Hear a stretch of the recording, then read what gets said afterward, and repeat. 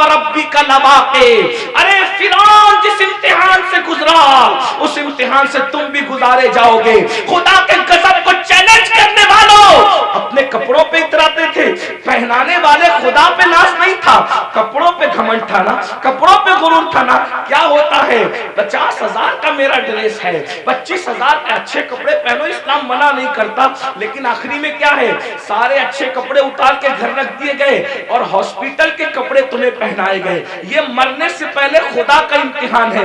کس دنیا سے منہ لگا رہے ہو، کس دنیا سے دل لگا رہے ہو، کس دنیا کے چکر میں اللہ کو بھولے ہو، کس دنیا کے چکر میں شریعت کو پیٹ کے پیچھے ڈالے ہو، کس دنیا کے چکر میں دین کو پیٹ کے پیچھے ڈالے ہو۔ مسلمانوں، اگر تمہیں یہ علم ہو جائے کہ دنیا کی اوقات کیا ہے تو تم کبھی دنیا کو منہ نہ لگاؤ، دنیا سے دل نہ لگاؤ۔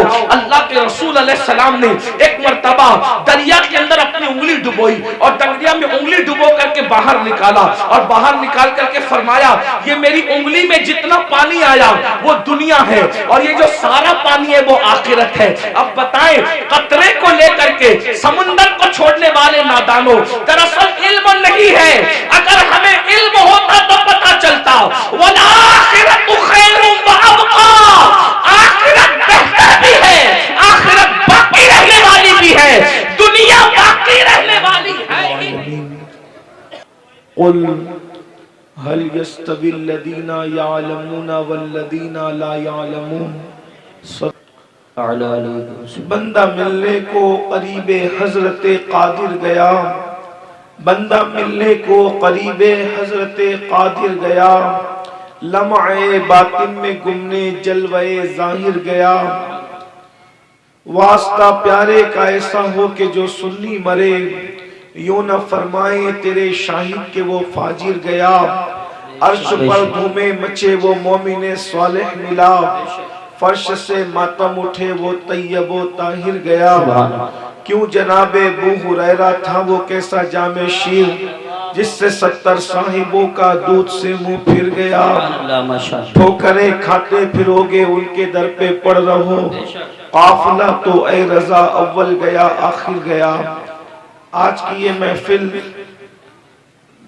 دارالعلوم قادریہ سبحانیہ سلطانیہ دارالعلوم قادریہ سلطانیہ کے چند طلباء کی دستار کے موقع پر یہ اصلاح عقائد و اعمال کی محفل منعقد ہے۔ اللہ تبارک و تعالی اسے شرف قبولیت عطا فرمائے۔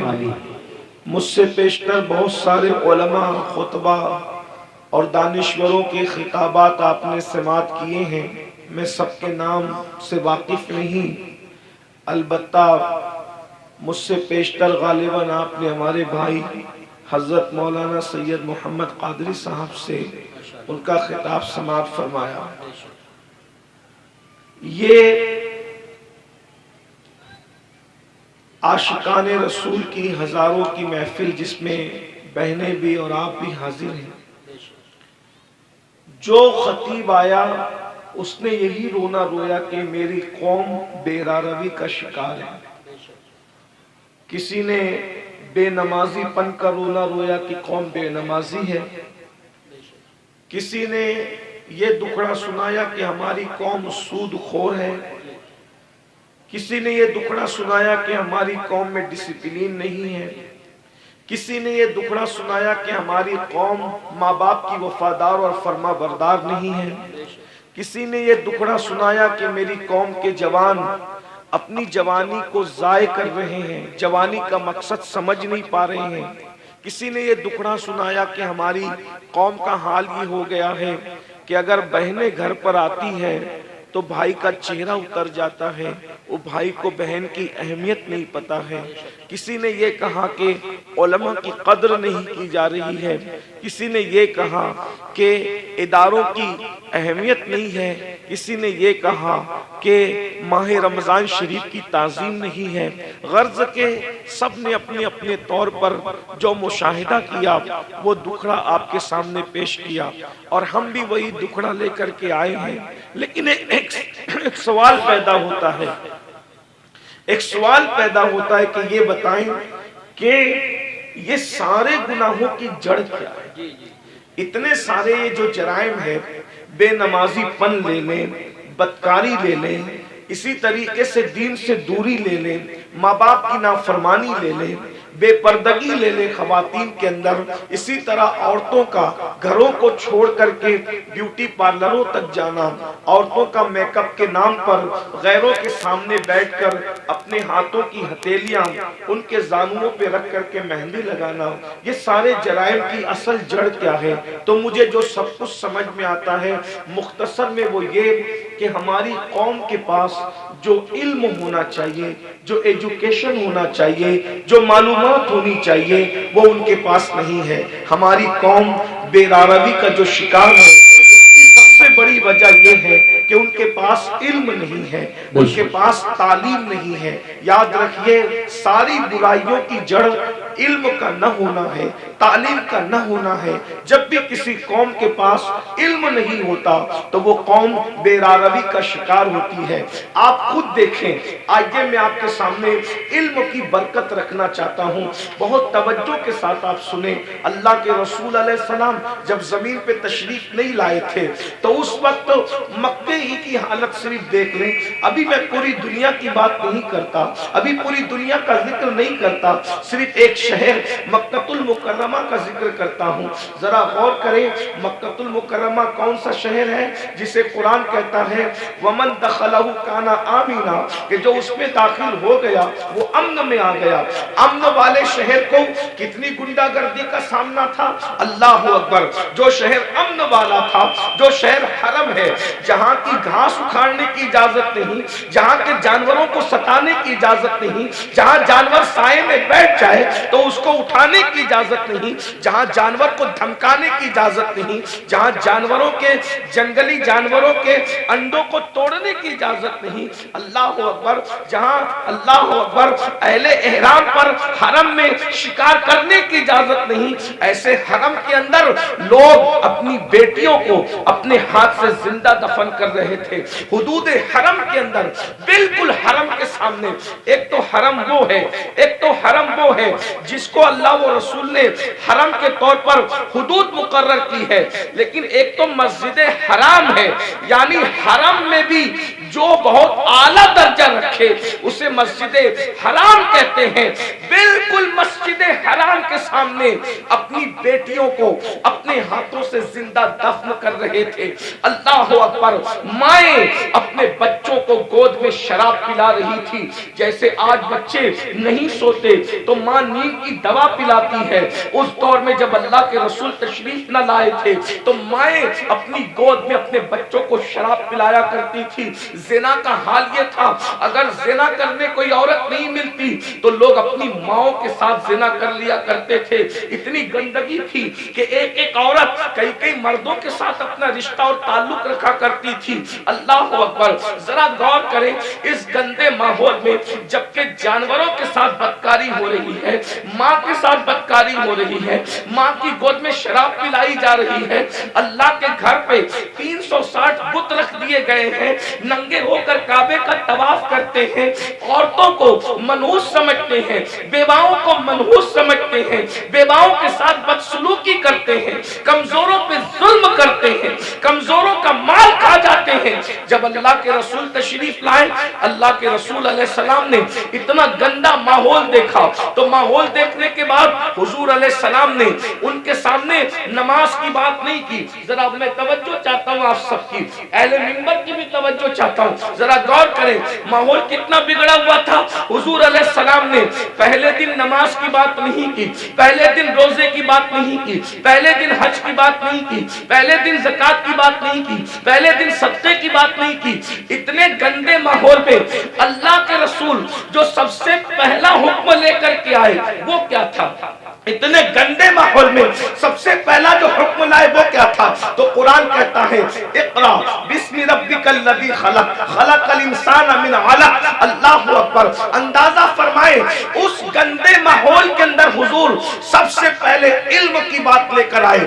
پڑھو لکھو، پڑھو لکھو، کیونکہ حضور جانتے تھے جس دن ان کو پڑھنا لکھنا آ گیا اس دن ان کی زندگی زندگی بدل جائے گی۔ اور اللہ کے رسول علیہ السلام اللہ کی کتاب لے کر کے آئے، اللہ کے رسول ہمارے نبی کتاب لے کر آئے، ہمارے نبی صاحب کتاب نبی ہے، صاحب کتاب پیغمبر ہے، صاحب کتاب رسول ہے۔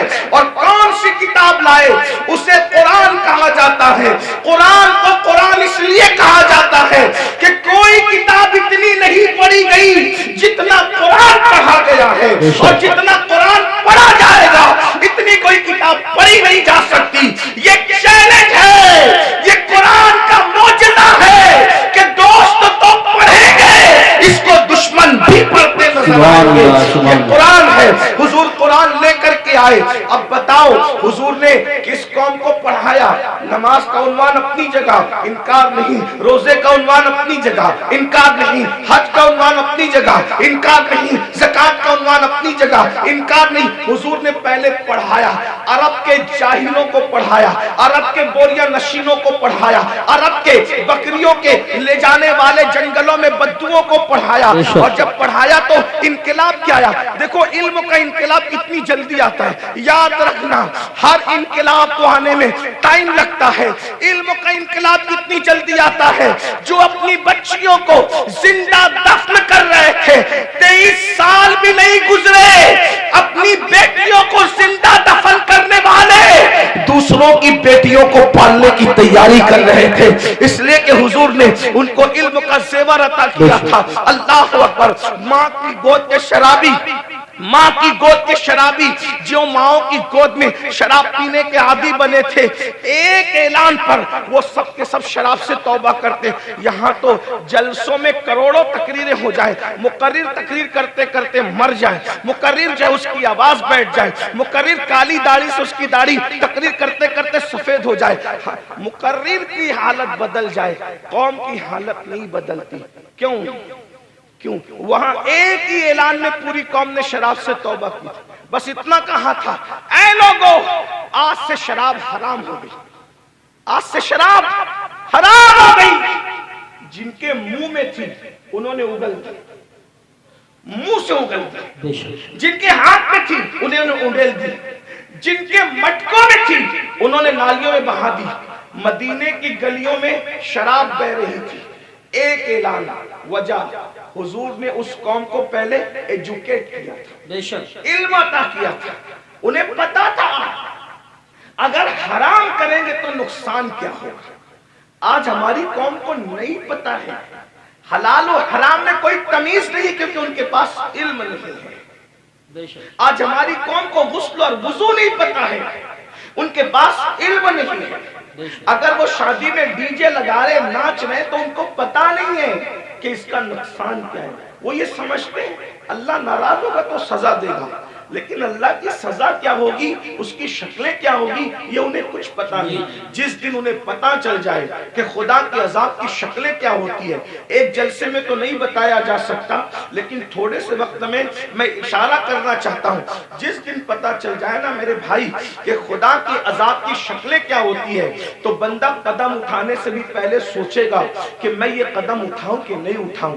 آج ہماری قوم کو بس اتنا پتا ہے، کلمہ پڑھ لیا ہم مسلمان ہو گئے، گوشت و انڈا مچھلی کھاؤ اور ہم مسلمان ہیں، جمعہ 2 رکعت پڑھنے چلے جاؤ ہم مسلمان ہیں، عید میلاد النبی آئے تو جلوس میں شرکت کرو ہم مسلمان ہیں، محرم آئے تو محرم کی محفلیں سجا لو ہم مسلمان ہیں، اسی طریقے سے 11ویں آئے تو غوث پاک کی نیاز کر لو ہم مسلمان ہیں، چھٹی آئے تو اجمیر شریف والے سرکار کا ذکر کر لو ہم مسلمان ہیں، سفر کا مہینہ ہے تو ساری قوم مل کر کے بریلی شریف کے قریب رہتے ہیں اس سے اعلیٰ حضرت میں شریک ہو جائے ہم مسلمان ہیں۔ لیکن پتہ ہی نہیں ہے، تقاضا نہیں ہے کہ اسلام کیا کہہ رہا ہے، ہم سے کیا کہہ رہا ہے، اللہ ناراض ہوگا تو کیا کرے گا، کس طریقے کی کا عذاب دے گا، اس کے عذاب کی شکلیں کیا ہوگی۔ قرآن کہتا ہے ان عذاب ربک لواقع ما لہ من دافع، بے شک تیرے رب کا عذاب واقع ہو کر رہے گا، اور جب اللہ تجھے عذاب دینے کا فیصلہ کر لے تو اس وقت اللہ کے عذاب سے تجھے کوئی روک نہیں سکے گا۔ ان بطش ربک لشدید، تیرے رب کی پکڑ بڑی سخت ہے۔ لوگ سمجھتے ہیں اللہ کریم ہے مولانا ہمیں معاف کر دے گا. بے شک اللہ کریم ہے, اللہ رحیم ہے, اللہ ستار ہے, اللہ غفار ہے. لیکن کیا آپ کو یہ خبر ہے جن کی شکلیں قرآن کہتا ہے کہ سور کی طرح ہو گئی, جن کی شکلیں قرآن کہتا ہے کہ بندر کی طرح ہو گئی, ان کے بارے میں آپ نے قرآن پڑھا؟ یہی تو ہے کہ قرآن نہیں پڑھا, سب کی کتاب پڑھی, رب کی کتاب نہیں پڑھی. کہانی کس سے پڑھے؟ قہقہوں کی کتاب پڑھی, سیریل دیکھے, ہنسنے ہنسانے کے سیریل دیکھے, رونے رلانے کے سیریل دیکھے, اللہ کی کتاب نہیں پڑھی. اللہ کی کتاب اٹھا کے پڑھو تو اس غیور خدا کی غیرت پتہ چلے گی. تم کیا سمجھتے ہو گناہ کرنے والوں, خدا کے غضب کو چیلنج کرنے والوں, کیا سمجھتے ہو جن کی شکل قرآن کہہ رہا ہے کہ ہم نے سور اور بندر کی طرح کر دی تھی؟ وہ کون لوگ تھے؟ وہ پٹھان کے بچے تھے, وہ مغل کے بچے تھے, وہ شیخوں کے بچے تھے. کس کے بچے تھے؟ تو یہ پتا ہے کس کے بچے تھے؟ وہ مغل نہیں تھے, وہ پٹھان نہیں تھے, وہ شیخوں کے بچے نہیں تھے. جن کی صورتیں اللہ نے سور اور بندروں کی طرح کی وہ انبیاء کی اولاد میں سے تھے. اللہ قرآن اٹھا باضابطہ ان کا نسب پہلے بیان کیا. وہ بنی اسرائیل تھے. اور بنی اسرائیل کون ہے؟ اسرائیل حضرت یعقوب کا لقب ہے. اور بنی اسرائیل مطلب اولاد یعقوب, اولاد یعقوب. اللہ اکبر. اور اولاد یعقوب کا مطلب کیا؟ یہ بنی اسرائیل. اور یعقوب علیہ السلام کا سلسلہ نسب کیا؟ یعقوب علیہ السلام کے ابا حضرت اسحاق علیہ السلام, اسحاق علیہ السلام کے ابا جان حضرت سیدنا ابراہیم علیہ السلام. یہ ہے ان کا سلسلہ نسب. لیکن اللہ, اب میں آپ سب کی توجہ چاہتا ہوں, اپنے بھائیوں کی بھی اور بہنوں کی بھی. میرے بھائیوں, جب نبی کی پیغمبروں کی اولاد گناہ کرے تو اللہ دنیا کے اندر ان کی شکل سور اور بندر کی طرح کر دے تو ہمارا کیا حال ہوگا, ہمارا کیا انجام ہوگا؟ آپ سوچتے ہیں لیکن اس دنیا میں تو کسی کی شکل سور اور بندر کی طرح نہیں ہوتی. میں نے کہا الحمدللہ بالکل نہیں ہوتی. اس کی وجہ یہ ہے کہ ان کو جو پیغمبر ملے تھے وہ اور تھے, اور ہمیں جو نبی ملا ہے وہ اور ہے. ہمارا نبی نبی الانبیاء ہے, ہمارے آقا سید الانبیاء ہے, ہمارے آقا محبوب خدا ہے. لیکن یاد رکھنا اس کا یہ مطلب نہیں کہ محبوب کی خاطر اگر دنیا میں شکلیں نہیں بگڑ رہی ہے تو قبر میں بھی نہیں بگڑے گی. ایسا نہیں ہے, قبر میں شکلیں بگڑے گی.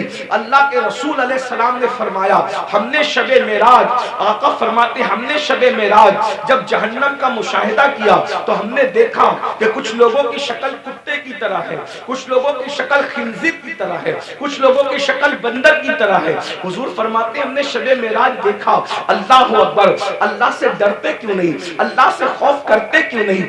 آئیے میں آپ کو بتاؤں. اللہ اکبر. آقا کریم رؤوف الرحیم صلی اللہ علیہ وآلہ وسلم ارشاد فرماتے ہیں کہ معراج کی شب ہم نے ایک منظر دیکھا.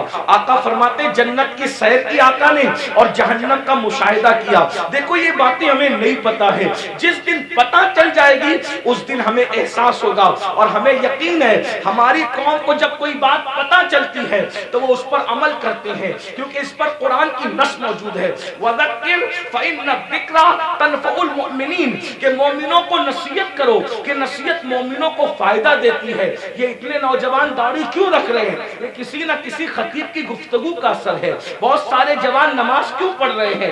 ہم اللہ اکبر. بہت سارے علاقوں میں ہم لوگ گئے نہیں, بہت سارے دوسرے خطبہ نہیں گئے, لیکن کسی نے کہا ہمارے امام صاحب نے نماز پہ تقریر کی ہم نمازی بن گئے, داڑھی پہ تقریر کی ہم داڑھی رکھیں. تو پتہ چلا یہ جلسے بالکل بھی لایانی نہیں ہے, غیر ضروری نہیں ہے. مومنین کو نصیحت فائدہ دیتی ہے, بس ناصح کی نیت صحیح ہونی چاہیے اور سننے والوں کو بھی صحیح طور پر سننے کا شوق ہونا چاہیے. اب آئیے ذرا تھوڑا سا دل کے کانوں سے سن لے.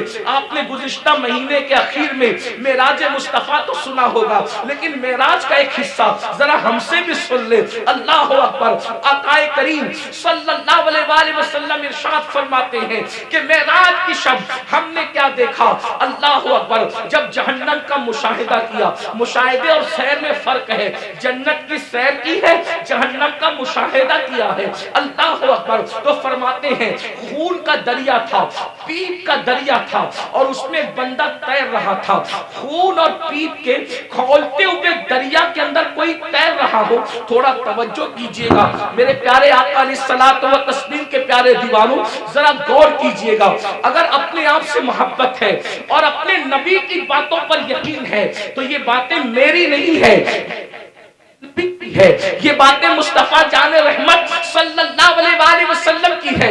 जरा गौर करो, माँ और बहनों की भी तवज्जो चाहता हूँ।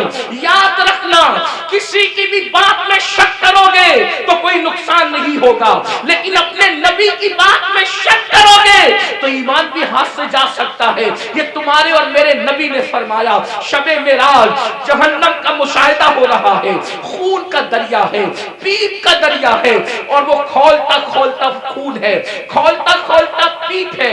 उसमें एक बंदा डुबकियां ले रहा है, एक बंदा तैर रहा है।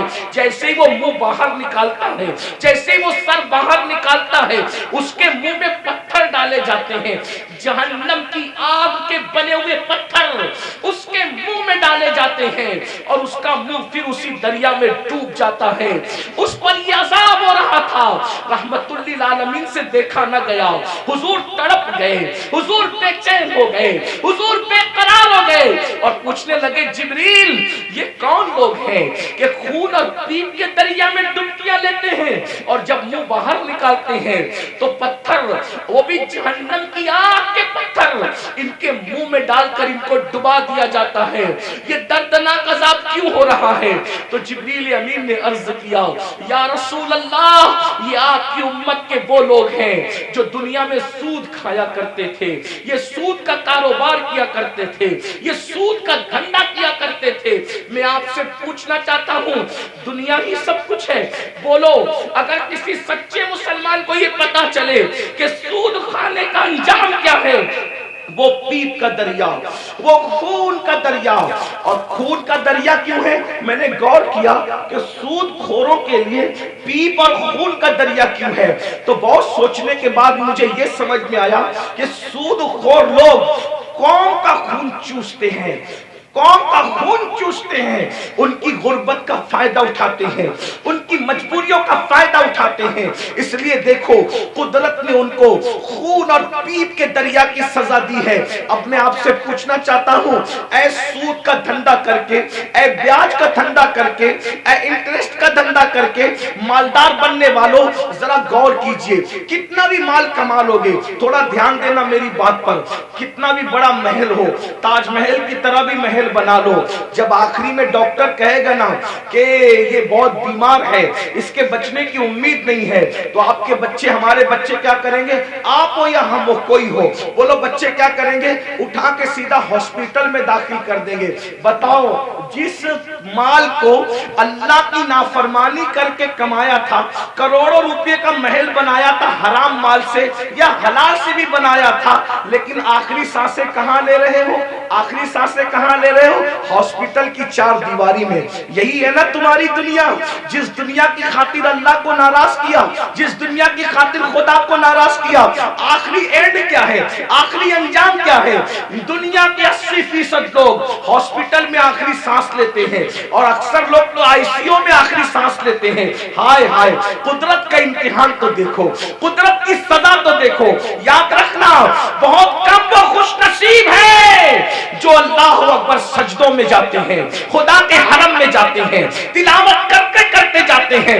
80% लोग दवाखानों की चार दीवारियों में आखिरी सांस लेते हैं। अल्लाह अकबर। मैं उस पर कोई फतवा नहीं लगा रहा हूँ, मैं मुफ्ती भी नहीं हूँ, लेकिन इतना जरूर कहूंगा, जरा गौर तो करो, करोड़ों की बिल्डिंग पड़ी हुई है और आप किराए के दवाखाने के अंदर आखिरी सांस ले रहे हो।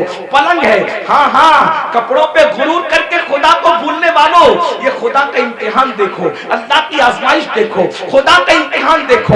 इन्ना अज़ाब रब्बिका लवाक़िअ। अरे फिरौन जिस इम्तिहान से गुजरा, उस इम्तिहान से तुम भी गुजारे जाओगे। खुदा के गज़ब को चैलेंज करने वालों, अपने कपड़ों पे इतराते थे, पहनाने वाले खुदा पे नाज नहीं था, कपड़ों पे घमंड घमंड था ना, कपड़ों पे गुरूर था ना, क्या होता है 50,000 का मेरा ड्रेस है, 25,000 के अच्छे कपड़े पहनो, इस्लाम मना नहीं करता, लेकिन आखिरी में क्या है, सारे अच्छे कपड़े उतार के घर रख दिए गए और हॉस्पिटल के कपड़े तुम्हें पहनाए गए। ये मरने से पहले खुदा का इम्तिहान है। किस दुनिया से मुंह लगा रहे हो, किस दुनिया से दिल लगा रहे हो, किस दुनिया के चक्कर में अल्लाह को भूले हो, किस दुनिया के चक्कर में शरीयत को पीठ के पीछे डाले हो, किस दुनिया के चक्कर में दीन को पीठ के पीछे डाले हो। मुसलमानों, अगर तुम्हें ये इल्म हो जाए कि दुनिया की औकात क्या है, तो तुम कभी दुनिया को मुंह न लगाओ, दुनिया से दिल न लगाओ।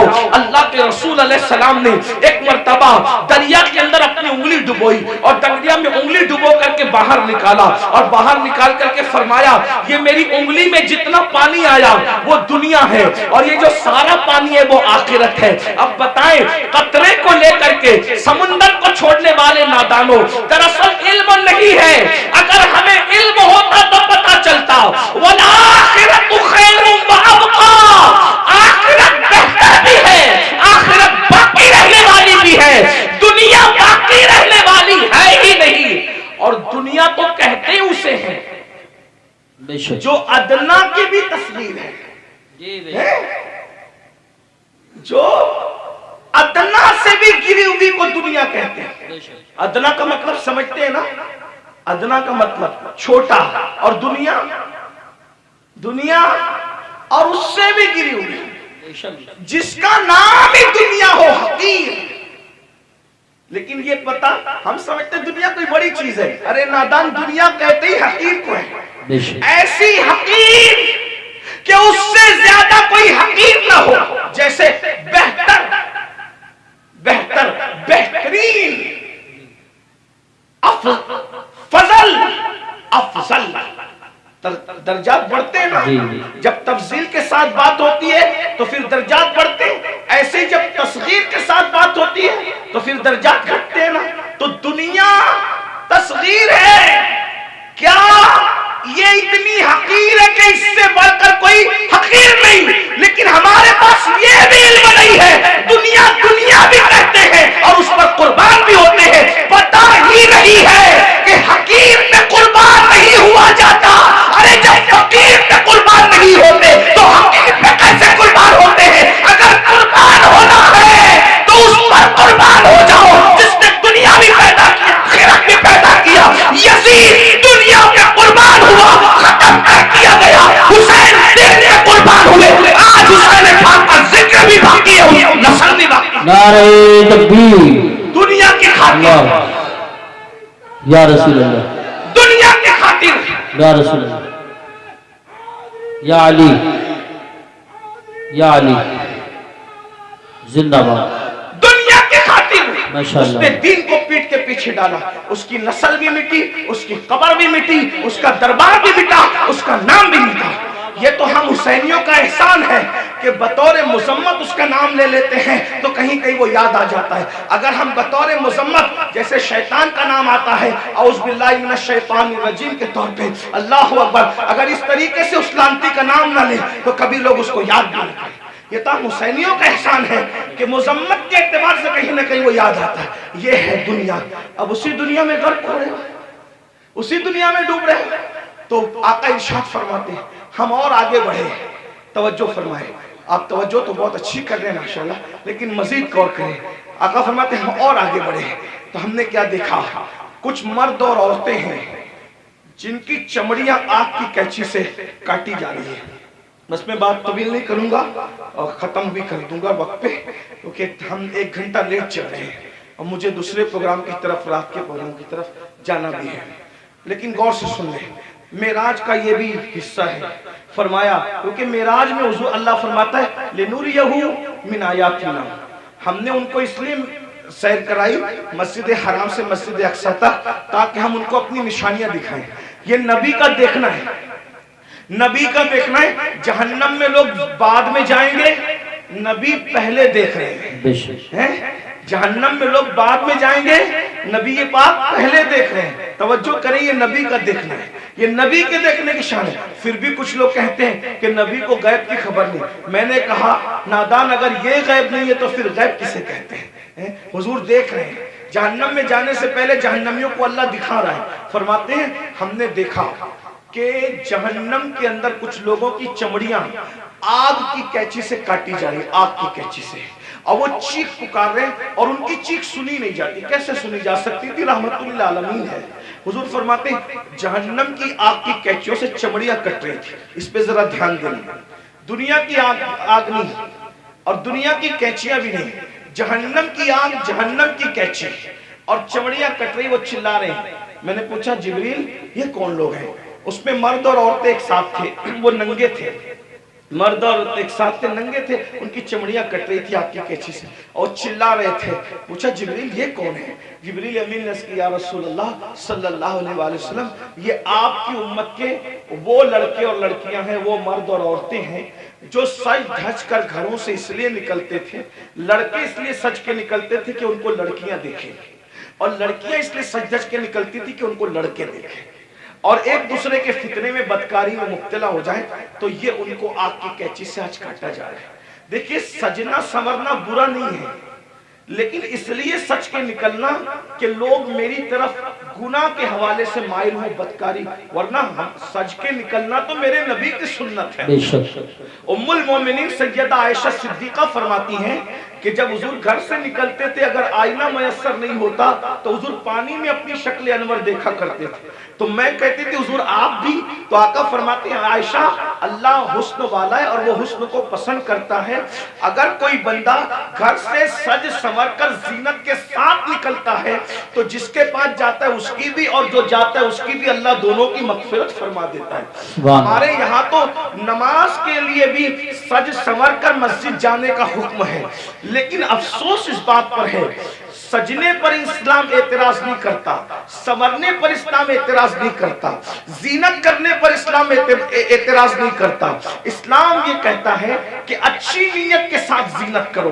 ये नीयत से जीनत करना, इत्र लगाना, खुशबू लगाना और अपनी शक्लों को संवारना के माज़अल्लाह मर्द इस तरह से करे कि औरतें उनकी तरफ मुतवज्जे हो और बदकारी में मुब्तला हो, और औरतें इसलिए सजे संवरे कि मर्द उनकी तरफ मुतवज्जे होकर बदकारी के अंदर मुब्तला हो जाए।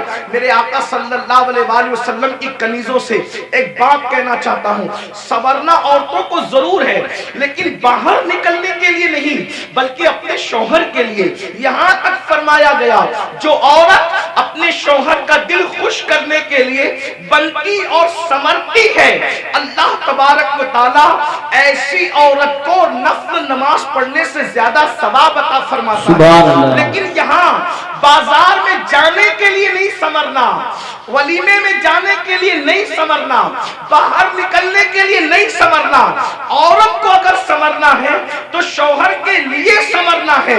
और एक बात भी अपनी बहनों से कह दूं, अल्लाह के रसूल अलैहिस्सलाम ने तो यहां तक फरमाया जो औरत इत्र और खुशबू लगाकर अपने घर से निकलती है कि वो खुशबू मर्दों को अपनी तरफ माइल करती है, ऐसी औरतें क़यामत के दिन ज़ानिया औरतों की हैसियत से उठाई जाएगी। अल्लाह अकबर। ज़िनाकार औरतों की हैसियत से उठाई जाएगी। औरतों को बाहर निकलते वक्त तो खुशबू भी नहीं लगाना चाहिए और बुर्का भी उनको ऐसा पहनना चाहिए कि इतना ढीला ढाला बुर्का हो कि माँ अल्लाह अकबर के पहनने वाली औरत जो है वो उसका जिस्म छोटा है या बड़ा है, उसका जिस्म दुबला है या मोटा है, इस बारे में किसी को अंदाजा ना हो। इतने ढीले और इतने भद्दे कपड़े पहनने चाहिए बुर्के के हवाले से। लिबास अच्छा पहनो लेकिन बुर्के का कपड़ा भद्दा हो, बुर्के का कपड़ा चमकीला ना हो, बुर्के पे डिजाइन ना हो। इमाम गजाली रहमतुल्लाह अलैह ने आज से 900 साल पहले फतवा दिया था कि डिजाइन वाला बुर्का पहनना जायज नहीं है। 900 साल पहले औरतों को डिजाइन वाला बुर्का पहनने से मना कर दिया गया और आज तो बुर्के के डिजाइन तो देखो कि माज़अल्लाह जो नहीं देखने वाला वो भी देखने लगे। ये कैफियत है, ये हालात हैं। इसलिए मैं अपनी बहनों से कहूंगा, देखो ये दुनिया है बहनों, ये दुनिया है। एक जुमले के लिए अपनी आखिरत बर्बाद मत करो। यही एक जुमला ना कि सहेलियों में बंद संवर के जाऊंगी तो सहेलियां कहेगी तू कितनी अच्छी लग रही है। बस एक जुमला, इस एक जुमले पे अपनी आखिरत खराब कर रही हो, इस एक जुमले को सुनने के लिए अपनी आखिरत बर्बाद कर रही हो। मेरी बहनों कौन क्या کہے گا, سہیلیاں اتنا کہے گی, رشتہ دار کی عورتیں اتنا کہے گی تو کتنی اچھی لگ رہی ہے, اور بڑھ کر ایک لمبی گالی بھی دے دے گی کہ تو بالکل ہیروئن کی طرح لگ رہی ہے. میں سمجھتا ہوں کہ ہم کو کوئی ہیرو یا ہیروئن کہے, اس سے بڑی کوئی گالی مجھے نہیں لگتی. کیوں؟ اس لیے کہ ہیرو ہیروئن کون ہے؟ یہ وہ لوگ ہیں جو اسکرین کے سامنے آ کے زنا کرتے ہیں, یہ ناچتے ہیں. تو کس کوئی ہم کو نچنیا, بھئی اگر کوئی کہے کہ تو مولانا لگ رہا ہے, تو مولانا کا مطلب کیا؟ علم والا. مولانا کا مطلب کیا؟ شریف. مولانا کا مطلب کیا؟ نمازی. مولانا کا مطلب کیا؟ متقی, پرہیزگار. اب اگر کوئی کہے کہ تو ہیرو لگ رہا ہے, کہ تو ہیروئن لگ رہی, تو آپ مجھے بتائیں کہ وہ لوگ کیا کیا کرتے ہیں. میں کسی سے نفرت نہیں کرنے کی بات کر رہا ہوں, میں کوئی نفرت کی بیج نہیں بولنے آیا ہوں, لیکن ایک بات کہتا ہوں, اسکرین پر آ کر کے زنا کرتے ہیں کہ نہیں کرتے؟ فاحشہ عورتوں سے بھی زیادہ گندے یہ لوگ ہیں کہ فاحشہ عورتیں تو چھپ کر کے گھروں میں زنا کرواتی ہیں, لیکن یہ تو اسکرین پر آ کر کے زنا کرتے ہیں, کیمرے کے سامنے آ کے زنا کرتے ہیں, بدکاریاں کرتے ہیں, اور تم خوش ہوتے ہو کہ مجھے تو یہ کہا جا رہا ہے, فلمی اداکارہ سے تشبیہ دی جا رہی, میں کتنی اچھی لگ رہی ہوں. میری بہن یہ گالی, اور سن لو, ایک ایسا گندا جملہ سننے کے لیے تم اپنے نبی کو ناراض کر رہے ہو, تم اپنے خدا کو ناراض کر رہے ہو. اللہ اکبر. اس لیے میری گزارش ہے, یہ دنیا ہمیشہ نہیں رہنے والی, یہ دنیا نے ہمیشہ نہیں رہنا, دنیا نے ختم ہونا ہے. بلکہ دنیا جب ختم ہوگی, ہماری زندگی تو دنیا ختم ہونے سے پہلے ہی ختم ہو جائے گی. اور بزرگوں نے فرمایا قیامت جب آئے گی ضرور آئے گی, لیکن اس کی قیامت تو اسی دن آ گئی. کب آ گئی اس کی قیامت؟ جس دن ہماری روح کا رشتہ ہمارے جسم سے ٹوٹ گیا, جس دن ہمارا انتقال ہو گیا, اسی دن ہماری قیامت آ گئی. اب ہم آخرت کی تیاری نہیں کر سکتے. میں اپنی بہنوں سے پوچھنا چاہتا ہوں اور آپ سے بھی کہنا چاہتا ہوں, کبھی تصور کیا, اپنی قبر کا تصور کیا؟ ایک دن ہم قبر میں جائیں گے, ضرور جائیں گے, قبر کے اندر داخل ہوں گے, ضرور داخل ہوں گے. سوچو تو صحیح, وہاں کا اندھیرا سوچو. جانا تو ہے, اس کا کوئی انکار کر سکتا ہے؟ نہیں کر سکتا. جانا تو ہے, قبر میں اندھیرا ہے, کروٹ بدلنے کے لیے بھی جگہ نہیں ہے, وہاں کیڑے ہیں, وہاں مکوڑے ہیں, وہاں سانپ ہیں, وہاں بچھو ہے, کوئی بچانے والا نہیں, کوئی مدد کرنے والا نہیں, کوئی مددگار نہیں. ذرا میرے بھائیوں غور کرو, میری بہنوں غور کرو, وہ وقت کیسا ہوگا؟ تھوڑی دیر کے لیے, ایک لمحے کے لیے تصور کرو, وہ وقت کیسا ہوگا جب ان گورے گورے خوبصورت نرم نازک گالوں کو قبر کے کیڑے کھا رہے ہوں گے. قبر کے کیڑے جب ان کو کھا رہے ہوں گے, اس وقت کیفیت کیا ہوگی؟ ہاں, یہ آنکھیں جس پر غرور اور تکبر اور گھمنڈ کرتے ہو, ان آنکھوں کو قبر کے کیڑے پی چکے ہوں گے, اس کے آنسو پی چکے ہوں گے, اس کے دیدے پی چکے ہوں گے. اور اللہ اکبر, یہ جسم, یہ نرم اور نازک جسم جس پہ بڑا گھمنڈ ہے انسان کو, اس کی چمڑی, اس کا گوشت, ہڈیاں سب قبر کے کیڑے چٹ کر جائیں گے. اس وقت ہمارا کیا بنے گا؟ اس لیے میرے بھائیوں, میری بہنوں, اللہ سے ڈرو, ان سب چیزوں کی معلومات حاصل کرو کہ اللہ کا عذاب کیا ہے, اللہ کے عذاب کی شکلیں کیا ہے. اور آج میں تو یہ کہتا ہوں, قبر میں جو عذاب ہوگا وہ تو ہوگا, قبر میں جو سزا ملے گی وہ تو ملے گی, جہنم میں جو ملے گی وہ تو ملے گی, لیکن دنیا میں سزا اللہ دے رہا ہے. آج دنیا کے 90% لوگ جو ہیں بے چین ہے, بے قرار ہے, مضطرب ہے, وہ لوگوں کو سکون نہیں ہے. سب کہتے ہیں حضرت سکون نہیں ہے, کوئی کہتا ہے اللہ حضرت سب کچھ ہے سکون نہیں ہے, کوئی کہتا ہے بیٹی کو رشتہ نہیں ہے, کوئی کہتا ہے اولاد نہیں ہے. جس کو اولاد ہے فرما بردار نہیں ہے, فرما بردار ہے ان کو نوکریاں نہیں ہے, گھر میں روزی روٹی کا مسئلہ ہے. ہر مسلمان نہیں بلکہ ہر انسان کسی نہ کسی مسئلے میں الجھا ہوا ہے. یہ مسئلے کیا ہیں؟ یہ مسئلے نہیں ہیں, یہ مسئلے جو ہے اللہ کے عذاب کی ایک شکل ہے. اللہ نے بطور عذاب مسلط کیا ہے. بیٹی کو رشتہ نہیں آتا, یہ اللہ کے عذاب میں سے ایک عذاب ہو سکتا ہے. یاد رکھنا, روزی کے لیے در در بھٹک رہے ہو, خدا کے عذاب میں سے ایک عذاب ہو سکتا ہے. سوتے ہو نیند نہیں آتی, نیند کی گولیاں لے کر بھی سوتے ہو پھر بھی نیند نہیں آتی, اللہ کے عذاب میں سے ایک عذاب کی شکل ہو سکتی ہے. اولاد نافرمان ہے, ماں باپ کو گالیاں دے رہے, ماں باپ کو گھر سے نکال رہے, ماں باپ کو ذلیل کر رہے, ماں باپ کو رسوا کر رہے, یہ سب کیا ہے؟ اللہ کے عذاب میں سے ایک عذاب ہے. اس لیے اللہ کی نافرمانی کرو گے تو یہی ہوگا. بہرحال آخری بات کے طور پہ عرض کر رہا ہوں, پھر آقا ارشاد فرماتے ہیں ہم لوگ اور آگے بڑھے. جب جہنم کا مشاہدہ کیا تو ہم نے دیکھا کہ کچھ ایسے لوگ ہیں جن کے ہونٹ آگ کی کینچی سے کاٹے جا رہے ہیں, आग की कैंची से होठ काटे जा रहे। मैंने पूछा जिब्रील ये कौन लोग हैं? तो जिब्रील अलैहिस्सलाम ने अर्ज़ की या रसूल अल्लाह ये आपकी उम्मत के वो उलमा हैं, वो मुकर्रिर लोग हैं जो कौम में फितना फैलाने की बात करते थे, कौम में ऐसी बात करते थे कि कौम में फितना फैले। आज इनके होठ काटे जा रहे हैं। और एक हदीस में ये भी आया है कि ये वो मुकर्रिर लोग हैं, ये वो उलमा लोग हैं जो लोगों को तो नेक काम का हुक्म देते थे मगर खुद नहीं करते थे। कुरान कहता है लिमा तक़ूलूना मा ला तफ़अलून, वो क्यों कहते हो जिस पर खुद अमल नहीं करते। अब यहाँ ये बात ध्यान से सुन ले, गौर से सुन ले। आखिरी बात के तौर पे किन मुकर्रिरों के होठ काटे जा रहे हैं आग की कैंची से? जो लोग उम्मत में ऐसी बात करते थे लड़ाने की, उम्मत को डिवाइड करने की, उम्मत में फितना पैदा करने की। आज देख लीजिए बहुत सारे मुकर्रिर ऐसे दुनिया में मिलेंगे आपको जो उम्मत में आते हैं बांटने की बात करते हैं, तकसीम करने की बात करते हैं। उम्मत के जो मुत्तफक अलैह मसाइल हैं उससे हट करके नई बातें छेड़ते हैं। मिसाल के तौर पे 1857 से पहले पूरी उम्मत जो है वो हिंदुस्तान के अंदर पूरी कौम जो है इस बात पर मुत्तफिक थी कि अल्लाह ने अपने नबी को गैब का इल्म अता फरमाया, लेकिन नई बात लाई गई और कौम को लड़ाया गया। और ये बात कही गई कि नबी को तो दीवार के पीछे की खबर नहीं है। एक नई बात करके कौम को लड़ाया गया, उम्मत में इंतशार पैदा किया गया। इसी तरह 1857 से पहले इस मुल्क हिंदुस्तान में पूरी कौम का अकीदा था कि नबी जिंदा है, नबी हमारी जानों से ज्यादा करीब है, बल्कि कस्में उठाकर मुसलमान कहता था तू जिंदा है वल्लाह, तू जिंदा है वल्लाह, मेरी चश्मे आलम से छुप जाने वाले। लेकिन ये बदतरीन उलमा, वो अल्लाह अकबर बिदती उलमा, वो बदतरीन खल्क है, अल्लाह अकबर, वो बदतरीन खुतबा जिन्होंने ये बात फैलाई कि माज़अल्लाह नबी मरकर मिट्टी में मिल गए। कौम को लड़ाया कि नहीं लड़ाया? इसी तरीके से आज भी कुछ लोग ये काम कर रहे हैं कि अल्लाह अकबर सहाबा और अहलुल बैत के अकीदे पर, यानी सहाबा की मोहब्बत और अहलुल बैत की मोहब्बत पर पूरी दुनिया के लोग कायम है, पूरी दुनिया के मोमिनीन कायम है।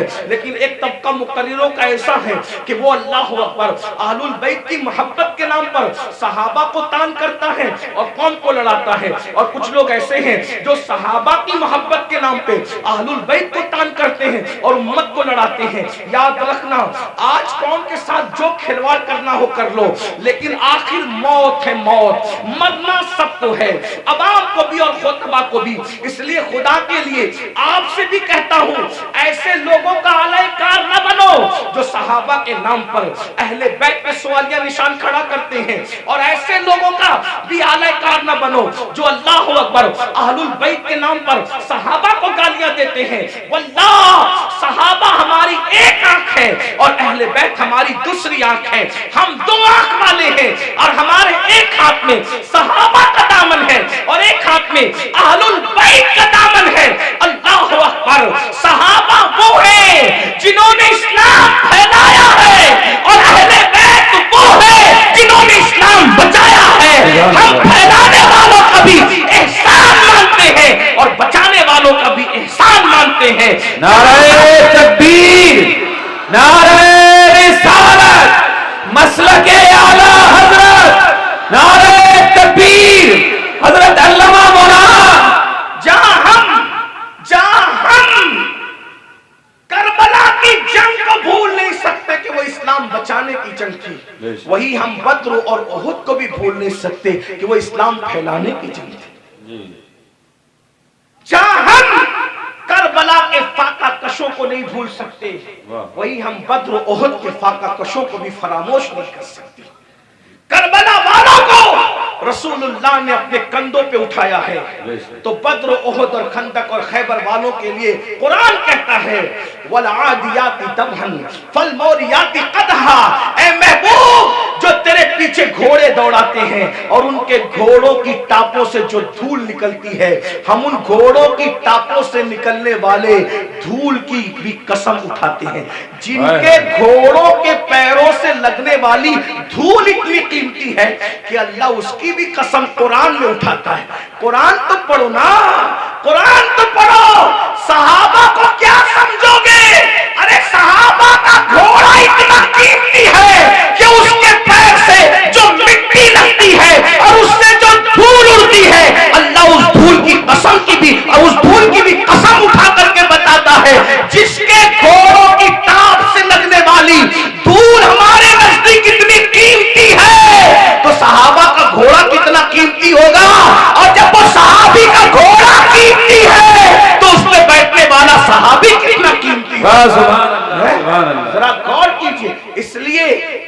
جان بچانا ہے تو اعتدال کے مسلک پہ رہیے.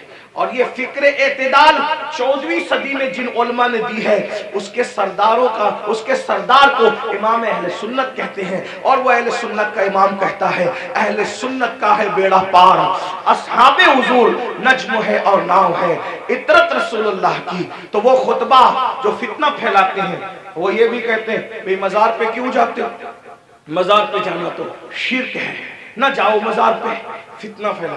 ہم کہتے ہیں آپ ذرا ہوش سے بات کریں, کیا مزار پہ جانا شرک کیسے ہو سکتا ہے؟ رسول اللہ نے مزار پہ جانے کا حکم دیا, اور تو کیا معاذ اللہ حضور مزار پہ جانے کا جو حکم دے کر کیا شرک کا حکم دے رہے معاذ اللہ؟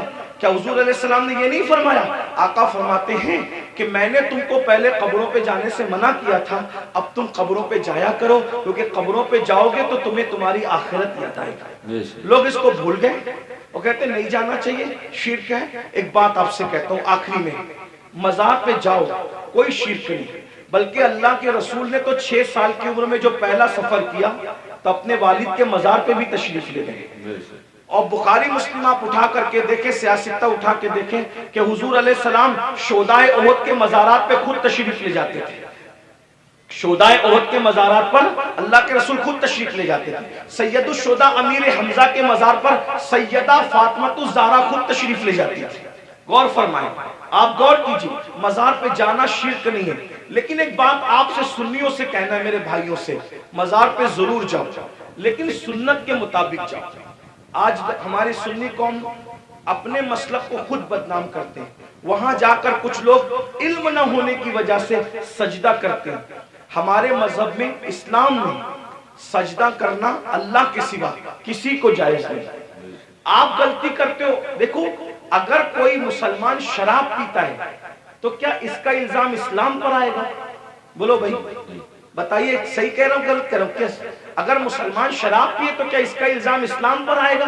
بولے نہیں آئے گا, کیونکہ اسلام نے شراب حرام کیا ہے. اب کوئی شراب پی رہا ہے تو یہ اس کی اپنی نادانی ہے, اسلام کا اس میں کوئی قصور نہیں ہے. تو اگر معاذ اللہ کوئی جاہل ان پڑھ قبر پہ جا کے سجدہ کر رہا ہے تو اہل سنت اس کی تائید کبھی نہیں کرتے. ہمارے امام سیدی اعلیٰ حضرت نے تو پوری کتاب لکھی, الزبدۃ الزکیہ, سجدے تعظیمی کی حرمت پر آپ نے پوری کتاب لکھی.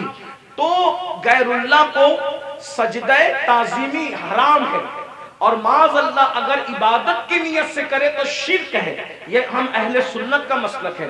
سجدہ کرنے کے بارے میں ہم سنیوں کو لوگ بدنام کرتے ہیں, جھوٹ بولتے ہیں, تجاوز عارفانہ سے کام لیتے ہیں کہ ہم تائید کرتے ہیں. ہمارے کسی سنی ذمہ دار عالم نے کبھی قبر پر سجدہ کرنے کی اجازت نہیں دی, اس کی تائید نہیں کی. بھائی اگر ہم قبروں کو سجدہ کرتے تو پھر ہم مسجدیں کیوں بناتے؟ ہم اتنی محنت کر کے چندے کر کے مسجدیں کیوں بناتے ہیں؟ بھئی جو قبروں کو سجدہ کرے گا اس کی مسجد کیسے ہوگی؟ ہماری مسجدیں ہیں, اور آج بھی اتنی گنڈا گردی لوگوں نے کی ہمارے ساتھ. آج بھی پورے ملک ہندوستان میں نہیں بلکہ پوری دنیا میں سب سے زیادہ اگر کسی کی مسجدیں ہیں تو وہ صرف اور صرف ہم اہل سنت و جماعت کی مسجد. اتنی مسجدوں پہ قبضہ کیا, ناجائز قبضہ کیا, چھینا, پھر بھی سب سے زیادہ مسجدیں ہماری ہیں. الحمدللہ دلی کی جامع مسجد کے بانی سے لے کر مراد آباد کی جامع مسجد کے بانی تک تاریخ اٹھا کر کے دیکھ لو, سب کے سب آپ کو اہل سنت ملیں گے, کوئی اہل بدعت آپ کو نہیں ملے گا. الحمدللہ رب العالمین. لیکن یہ بات سنیوں میں تم سے کہتا ہوں, قبروں پہ جا کے سجدہ مت کرو, اپنا اسلام بدنام ہوتا ہے, اپنا مسلک. اور ایک بات کہتا ہوں, جس چیز سے اللہ رسول نے روک دیا اس میں کبھی کوئی فائدہ ہی نہیں ہے. جب ہم اپنے نبی کو سجدہ نہیں کر سکتے تو ہم کسی ولی کو سجدہ کیسے کر سکتے ہیں؟ ہم کسی پیر کو سجدہ. آپ کو میری بات بری لگے گی تو معاف کرنا, لیکن یہ میں آپ کی آخرت کے لیے کہہ رہا ہوں. آپ سوچیں گے نہیں ہمیں تو فلاں نے بتایا. ایک بات میں آپ سے کہہ دوں, آپ کس کے مرید ہیں؟ آپ کہیں گے میں قادری سلسلے میں مرید ہوں, کوئی آپ کہیں گے میں چشتی سلسلے میں مرید ہوں, کوئی کہے گا میں نقشبندی سلسلے میں مرید ہوں, کوئی کہے گا میں سہروردی سلسلے میں مرید ہوں, کوئی کہے گا میں مداری سلسلے میں مرید ہوں, کوئی کہے گا میں وارسی سلسلے میں مرید ہوں, کوئی کچھ. سب سلسلے جو حق ہے, جتنے بھی سلسلے حق ہیں, سب سلسلے ہمارے سر اور آنکھوں پر ہیں. لیکن یہ علماء کی موجودگی میں ایک بات میں آپ سے کہوں ذمہ داری کے ساتھ, یاد رکھیے کسی بھی سلسلے سے مرید ہونا اس وقت تک کام نہیں آئے گا جب تک کہ تم پہلے شریعت کے مرید نہ بنو. بے شک. پہلے شریعت کے مرید بنو پھر قادری ہونا کام آئے گا. جی جی. پہلے شریعت کے مرید بنو پھر چشتی ہونا کام آئے گا. پہلے شریعت کے مرید بنو پھر نقشبندی ہونا کام آئے گا. پہلے شریعت کے مرید بنو پھر سہروردی ہونا کام آئے گا. اگر شریعت کے مرید نہیں بنے تو نہ غوث پاک بنا دیں گے، نہ غریب نواز بنا دیں گے، نہ شاعر نقشبند بنا دیں گے، نہ شاعر سہرورد بنا دیں گے. لٹکتے رہ جاؤ گے، برباد ہو جاؤ گے. کیونکہ یہ سارے بزرگوں نے شریعت کے لیے ہی اتنی بڑی بڑی قربانیاں دی. اگر غوث پاک گیلان چھوڑ کر بغداد آئے تو صرف تحفظ شریعت کے لیے آئے. یہ غریب نواز اپنا وطن چھوڑ کر، بلکہ مدینہ منورہ کے مدرس تھے غریب نواز، 3 سال مسجد نبوی میں حدیث کا درس دیا. اگر یہ سب کچھ چھوڑ کر کے ہندوستان آئے شریعت کے تحفظ کے لیے، اسلام کی خاطر آئے. ورنہ اور کیا لالچ کی ان کو؟ کیا کوئی تخت پہ بیٹھنا تھا، کوئی تاج حاصل کرنا تھا، کسی کی کٹیا پہ حملہ کرنا تھا، کسی کی زمین پہ قبضہ؟ کچھ بھی نہیں. ایک ہی مقصد تھا، بھٹکے ہوئے آہو کو پھر سوئے حرم لے چلے. دین کے لیے آئے تھے. اس لیے اللہ کو اپنی مرضی سے راضی مت کرو، اللہ کو اللہ کے بنائے ہوئے قانون سے راضی کرو. اللہ کو اللہ کی مرضی سے راضی کرو. تو یہ قبروں پہ سجدہ کرنا حرام ہے اگر سجدہ تعظیمی ہے تو، اور اگر سجدہ عبادت ہے تب تو مشرک ہو گئے، ایمان ہی نہ رہا. اسی طریقے سے قبروں پہ جاؤ تو بزرگوں کے طریق پر جاؤ، ہاتھ باندھ کر باوضو جاؤ، اور کم سے کم 2 ہاتھ دور کھڑے رہو، اور بزرگوں کی ولیوں کی قبروں کی ایسی تعظیم کرو جیسا ان کی ظاہری حیات میں مل جاتے، جیسے تعظیم کرتے ویسے تعظیم کرو. بتاؤ کیا اگر غوث پاک غریب نواز اور بزرگان دین ہمیں مل جاتے تو ہم ان کے اوپر ایسے لٹکتے، ایسے لٹکتے، ان کے اوپر ایسے گرتے پڑتے جیسے قبروں پہ گرتے پڑتے؟ عقیدت اپنی جگہ. بلکہ آپ کو کہتا ہوں، رسول اللہ کی مزار انور کو دیکھا تو سیدی اعلیٰ حضرت پکار اٹھتے، پیش نظر وہ نو بہار، پیش نظر وہ نو بہار، مگر سجدے کو دل ہے بے قرار. عاشق تھے نا، عاشق تھے نا، یار کا جلوہ دیکھا وہ کہنے لگے سجدے کو دل ہے بے قرار. مگر عاشق ہو کر بھی ادب کا دامن ہاتھ سے نہ چھوٹے، شریعت کا دامن ہاتھ سے نہ چھوٹے. فوراً کہتے ہیں مگر کیا کروں؟ روکیے، سر کو روکیے. ہاں یہی امتحان، کیا بات ہے، یہ امتحان ہے ہمارا. اس لیے اب ایک بات کہہ دوں، کڑوی لگے تو معاف کرنا، جن کو سجدہ کرنا حرام ہے وہاں جا کے سجدے کرتے ہو، اور جس کو سجدہ کرنے کا حکم ہے اس کو سجدہ نہیں کرتے. دیکھ لیں ہماری قوم کا حال دیکھ، جو 700 مرتبہ پورے قرآن میں کہے کہ مجھے سجدہ کرو، اس کو سجدہ نہیں کر رہے، اور جس کو سجدہ کرنا حرام ہے وہاں جا کے سجدہ. نادانی دیکھو، علم نہیں نا، یہ جہالت، ان پڑھ پڑھ. یہ علم نہ ہونا ساری گندگی کی جڑ ہے. اس لیے علم حاصل کرو، اپنے بچوں کو بھی علم کے قریب لاؤ. اتنا علم اپنے بچوں کو دے دو.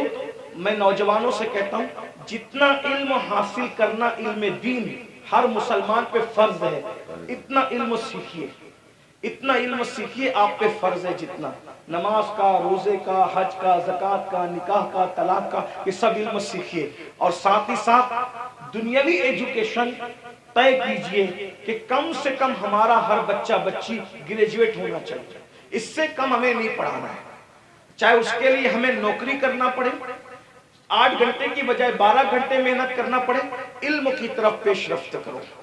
اور یہ صرف جلسوں کی حد تک نہیں، عہد کر کے اٹھو کہ مجھے، ہمارے ماہریرہ کے مشائخ نے اعلان کیا آدھی روٹی کھائیں گے، بچوں کو پڑھائیں گے.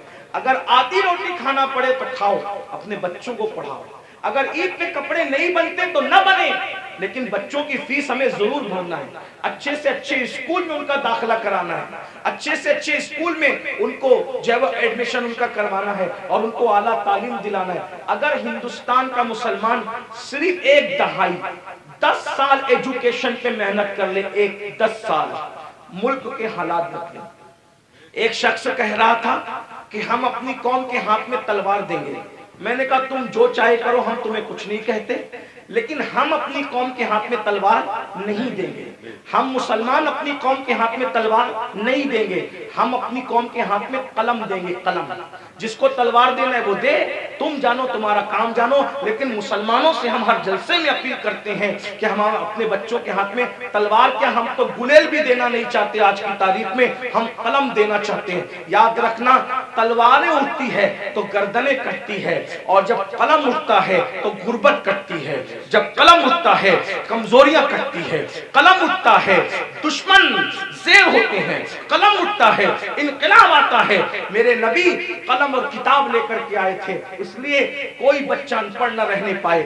جو کچھ ہوا، اور جو بچے 10ویں 12ویں پڑھ کے ڈراپ آؤٹ ہو گئے، ہٹ گئے، ان سے میں کہتا ہوں آج گھر بیٹھ کر کے بہت سارے کورسز کیے جا سکتے ہیں، اس لیے موبائل میں گیم کھیل کر وقت ضائع کرنے کی بجائے، ادھر ادھر بیٹھ کر اس کے اوٹے پر اس کے نکڑ پہ بیٹھ کر وقت ضائع کرنے کی بجائے، بچیوں سے بھی کہتا ہوں اگر 10ویں 12ویں پڑھ کر کے چھوڑ دیا ہے تو بہت سارے ایسے آج کورسز ہیں کہ گھر پہ بیٹھے بیٹھے آپ تعلیم حاصل کر سکتے ہو۔ لاک ڈاؤن کے اندر میں بھی جو ہے وہ 11ویں پڑھ کے میں نے چھوڑ دیا تھا۔ میرے 11ویں پڑھ کے چھوڑنے کا واقعہ بھی ایک عجیب سا ہے۔ اصل میں سنی دعوت اسلامی کے ماحول میں تھا۔ میں 11ویں میں جب جونیئر کالج میں میرا ایڈمیشن ہوا، ماں باپ کی تمنا تھی کہ اس کو ٹیچر بنائیں گے، تو خاص طور پہ امی کی تمنا تھی اس کو ٹیچر بنائیں۔ میں جیسے کالج جونیئر کالج میں میں نے قدم رکھا تو دیکھا کہ لڑکے اور لڑکیاں ساتھ پڑھتے ہیں اور بے پردہ ہیں، اور 11ویں پہنچنے کے بعد سب بالغ ہو گئے۔ تو اتنا شعور نہیں تھا مجھے، لیکن اتنا تو تھا کہ لڑکیوں کے ساتھ نہیں بیٹھا جا سکتا بے پردہ۔ تو میں نے ٹیچر سے کہا، کلاس ٹیچر سے، عبدالعزیز سر ہمارے تھے، میں نے کہا کہ لڑکیوں کے ساتھ تو بیٹھنا ناجائز ہے۔ وہ ہنسنے لگے، بولے حیرت ہے اس دور میں ایسی بات کوئی کرتا ہے، تو پاگل تو نہیں ہوا؟ میں نے 1 مہینے تک کے یہ بات کرتا رہا۔ آخر ہمارے پرنسپل نے کہا ایسی بات نہیں۔ میں نے کہا یا تو ڈیوائیڈ کر دیں یا تو پھر ہم چلیں، اور میں نے جو ہے وہ پھر اس کے بعد چھوڑ دیا۔ میرے سر میرے گھر تک آئے، اتفاق سے وہ میرے ابا کے بھی کلاس ٹیچر رہ چکے تھے، میرے بھی ایک ہی اسکول میں، ہمارے ابا نے بھی پڑھا ہم نے بھی پڑھا۔ تو وہاں پر وہ آئے، کہا کہ ابا، وہ کہا کہ تیرے بیٹے کو سمجھا کہ یہ پاگل تو نہیں ہوا ہے؟ میں نے کہا کچھ بھی ہو میں نے نہیں پڑھنا، شریعت نے منع کیا، حالانکہ آپ ایسا نہیں کرنا۔ علماء سے آپ پوچھنا، علماء آپ کو بتائیں گے حالات کے تحت معاملات ہوتے ہیں، لیکن اس وقت ماحول ایسا تھا ہمارا سنی دعوت اسلامی کا ماحول، تقوی کا، پرہیزگاری کا۔ اب تو ہم متقی نہیں ہیں، وہ پرہیزگاریاں ہی نہیں ہیں، لیکن بہرحال تو وہ ماحول تھا تو ہم نہیں گئے پھر۔ لیکن میرے عزیز ساتھی، میرے بڑے بھائی کی طرح، وہ بھی ایک اسکول کے پرنسپل ہے اور ہماری سنی دعوت اسلامی کے رکن شورا ہیں، قاری رضوان خان صاحب۔ اس نے کہا کہ پڑھ لے بھائی ورنہ ایسے ہی رہ جائے گا۔ میں نے کہا اگر میں اچھی نیت سے اللہ کی شریعت کے لیے چھوڑ رہا ہوں تو اللہ اس کا صلہ مجھے دے گا، اور اللہ نے مجھے صلہ یہ دیا کہ آج میں ایک English medium school and junior college کا چیئرمن ہوں الحمدللہ، اور تقریباً 50 ٹیچرز جو ہے وہ اس وقت کم و بیش الحمدللہ جو ہے وہ ہمارے انڈر میں کام کرتے ہیں۔ یہ کرم ہے، مجھے یہ یقین ہے شریعت کا دامن جس نے پکڑا ہے تو اللہ نے اس کو کبھی ذلیل نہیں ہونے دیا، رسوا نہیں۔ لیکن بہرحال پھر مجھے احساس تھا کہ میں پڑھ نہیں سکا، پھر میری پوری توجہ دینی تعلیم کی طرف ہوگی۔ ویسے میں 7th اور 8th سے میں جو ہے وہ عالم کورس کی طرف چلا گیا تھا، لیکن میں نے سوچا کہ پوری توجہ 11ویں کے بعد اسی پہ مرکوز کر دی جائے، اسی طرف میں نے توجہ رکھی۔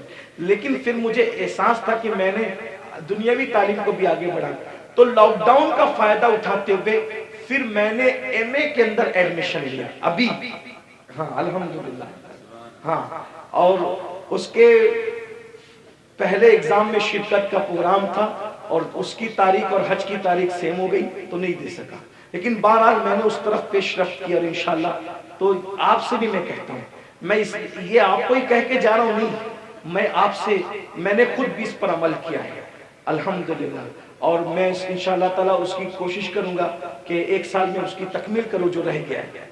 بہرحال اتنی لاک ڈاؤن میں تو فری تھے تو جو ہونا تھا وہ جو کرنا تھا وہ کر لیا، لیکن اب دوروں کی مصروفیت نہیں، لیکن اللہ نے آپ کو وقت دیا، فرصت کا وقت دیا ہے۔ آپ جو پارٹ ٹائم کورسز ہیں وہ کریں، بلکہ جو نوجوان دنیا نہیں پڑھے ہیں وہ گھر بیٹھے کورسز کا فائدہ اٹھا کے دنیا پڑھ لیں، اور جو جوان دنیا پڑھ چکے ہیں، ڈاکٹر ہے، انجینئر ہے، ٹیچر ہے، ان کو چاہیے کہ عالم کورسز بھی اب جو ہے یعنی کہ آن لائن پڑھائے جا رہے ہیں، تو آپ 2 گھنٹہ نکال کر کے علماء سے، ہمارے مفتی عارف صاحب جامعی اور بھی سب، میں سب کے نام نہیں جانتا، ان سے رابطہ قائم کر کے معلوم کریں کہ اچھا تعلیمی نظام آن لائن کہاں ہے، تو آپ بھی کریں۔ الحمدللہ ہمارے بہت سارے سنی دعوت اسلامی کے ایسے مبلغین جو ڈاکٹر ہیں، ٹیچر ہیں، اور انہوں نے فارمیسی کیا ہے، آن لائن انہوں نے کورسز کیے، اور وہ بہت سارے لوگ آن لائن کورسز کر کے عالم بن گئے۔ تو میری گزارش ہے، کام کرنے سے ہوتا ہے، علم پڑھنے سے آتا ہے، تھوڑی محنت کیجئے۔ جتنا ٹائم موبائل میں لگاتے ہو، جتنا ٹائم نکڑوں پہ لگاتے ہو، جتنا ٹائم ہوٹلوں پہ لگاتے ہو، جتنا ٹائم ادھر ادھر بیٹھ کے لگاتے ہو، اس کو تعلیم میں خرچ کیجئے۔ دنیاوی تعلیم بھی اور دینی تعلیم بھی، دونوں تعلیم حاصل کیجئے۔ اللہ تعالیٰ کی بارگاہ میں دعا ہے، اللہ ہم سب کو عمل کی توفیق عطا فرمائے۔ گفتگو کے درمیان اگر کوئی غلطی ہو گئی ہو تو اللہ تعالیٰ اپنے حبیب صلی اللہ علیہ وآلہ وسلم کے صدقہ تو پھر معاف فرمائے۔ استغفر اللہ ربی من کل ذنب واتوب الیہ۔ یہ مدرسہ جو سبحان سلطانیہ قادریہ جو ہے، اس کے ایک استاد مفتی شعیب صاحب کے